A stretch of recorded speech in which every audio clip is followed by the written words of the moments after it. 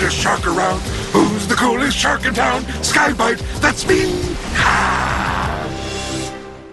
Well, welcome back one and all to another exciting edition of Transformers Reviews. Well, everybody, today you know that we are taking a look at the Transformers 2000 R.I.D. version of Sky-Byte. And does our Shark Boy not look incredibly fabulous?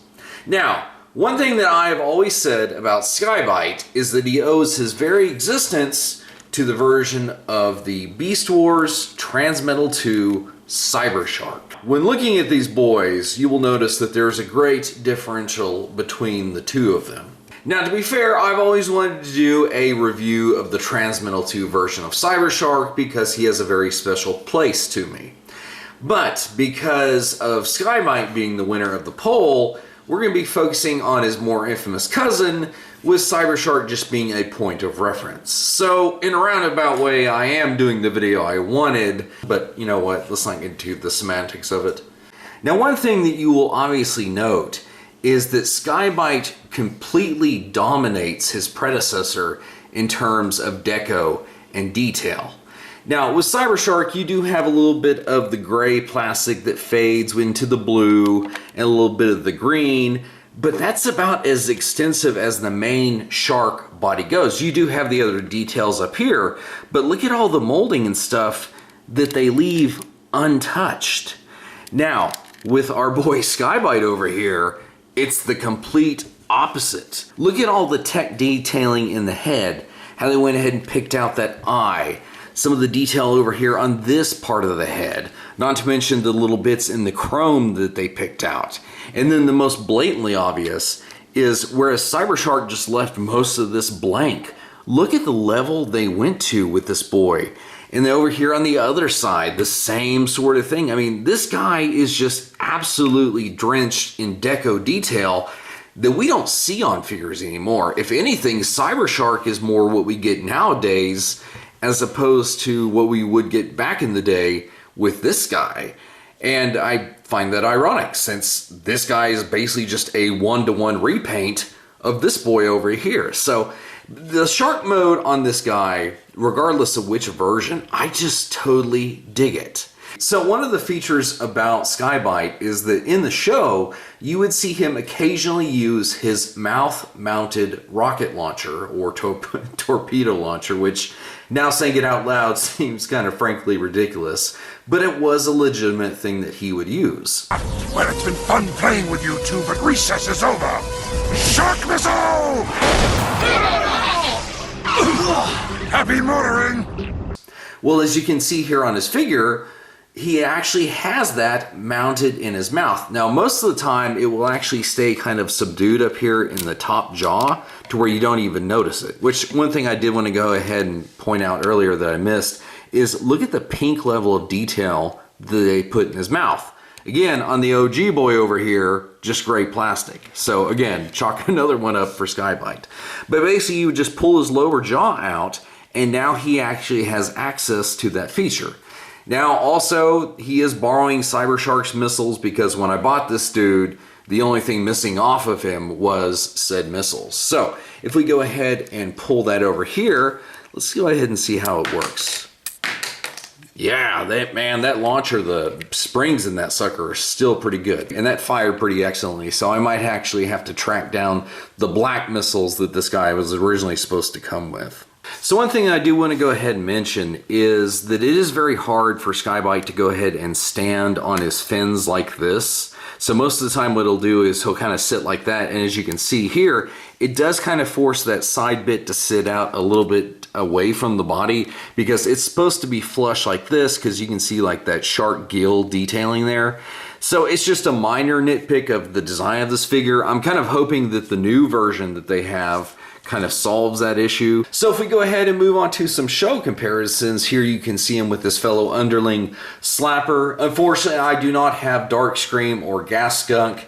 That might be a potential buy down the road, but at least I have one of his underlings here. And here he is with his least favorite person in the world, that being Scourge.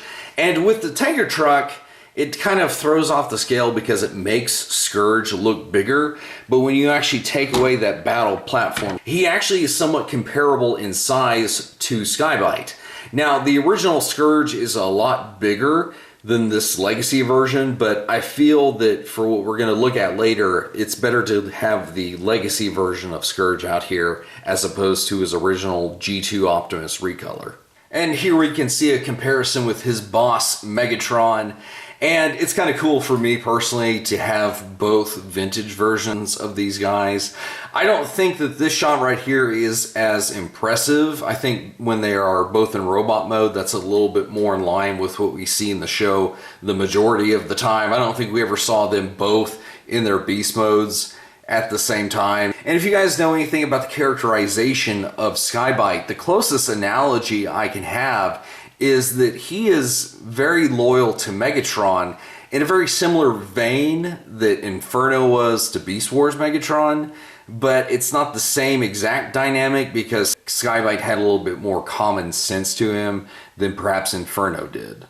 So one last thing before we head on to robot mode is now that we know they have that new Sky-Byte mold, it does raise the question of what are they going to use it for next? And modern Hasbro does like to get at least 3 uses out of a mold.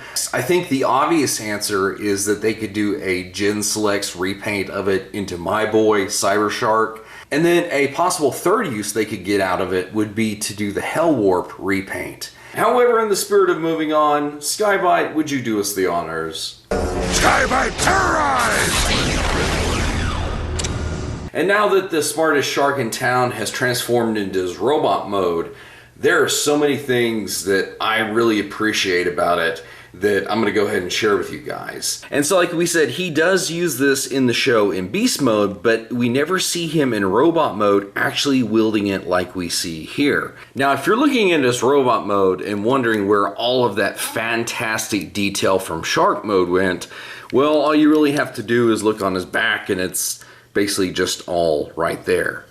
Now, if you are noticing this notch right here, because if you can see on his arm right here, he does have a spin gimmick with that gear. Now in beast mode, that gear is actually accessible right here through this little notch slot. And as you can tell, since this does form the arm, it forms sort of like a propeller motion to propel his shark mode through the water.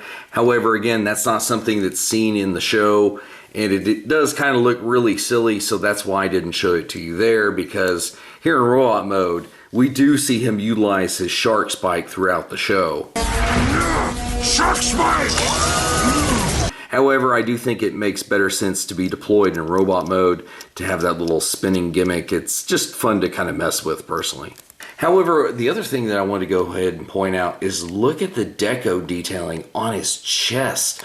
That just looks so good. I love seeing how these details are picked out in contrast to Cybershark, which, yeah, there's a little bit of differential going on there, but not a ton. And one thing you might have picked up on is, yes, Cybershark actually is rocking the Maximal spark emblem, while we obviously know that Sky-Byte is a Predacon. So aside from the molds being 1-to-1, that's the only thing that's different on these boys here. And you can see that, again, Cybershark is not really stealing the show because it's visually kind of, oh gosh, I hate saying this about my boy, but it's visually boring in comparison to Sky-Byte over here.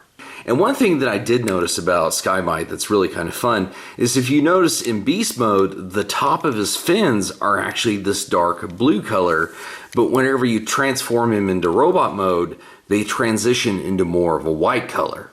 Now, speaking about the white areas on this boy, they are not a flat white. It's kind of hard to see on the camera, but in certain lights, it has an iridescent effect. Now, what's unfortunate is the camera is making it look like it is just a flat white, but behind the camera, looking at it in person under these lights, it does have an iridescent effect. And I'm kind of sad that the camera is not fully showing that off.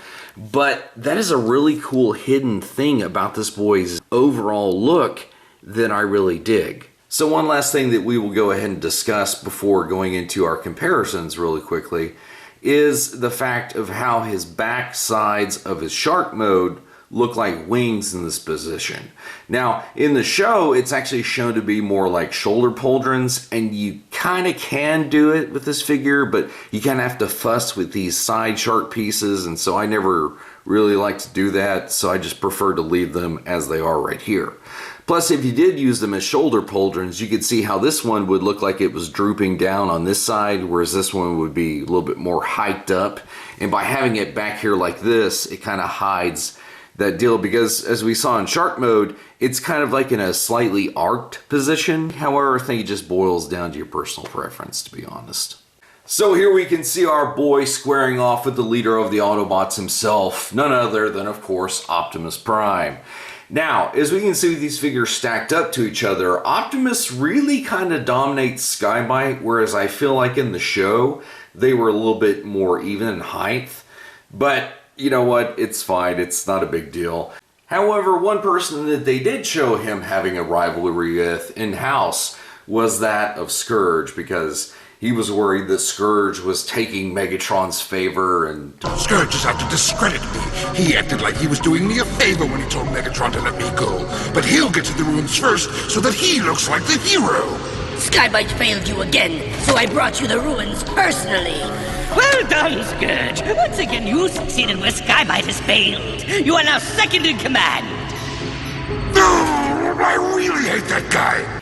So the reason I wanted to go ahead and bring out the legacy version of Scourge as opposed to his original was, if this is the height level for Scourge, you can see that the old Sky-Byte figure is just the slightest bit shorter than Scourge. So when we get our new Age of the Primes iteration, I'll be interested to see if him and our black truck guy over here are the same height finally, because they do try to kind of keep the robot modes in scale with each other. And in the show, him and Sky-Byte were supposed to be the same height. So again, I like this as it is right now, but you know, we'll just kind of have to see how things eventually turn out. And then here you can see how he looks with his boss Megatron and his subordinate Slapper, and I think that these Predacon boys do look really good together. And as a little side note, everybody, I kind of hope that at some point we get a leader and, if necessary, a commander class version of this Megatron, because you know that they can eventually just repaint it and redo it as Galvatron, which that would be kind of cool